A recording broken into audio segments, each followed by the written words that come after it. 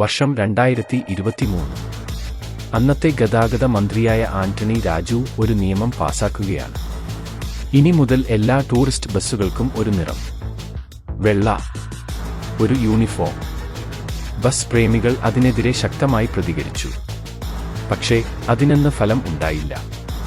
അതിന് ഇന്നേക്ക് 1.5 വയസ്സ്. ഇന്നിതാ ആ വാർത്ത നമ്മെ തേടി എത്തിയിരിക്കുകയാണ്. യൂണിഫോം അഴിച്ച് വെച്ച് കളത്തിലിറങ്ങാൻ സമയമായി. അതെ, ഇനി ബസ്സുകൾക്ക് കളർണിയാം.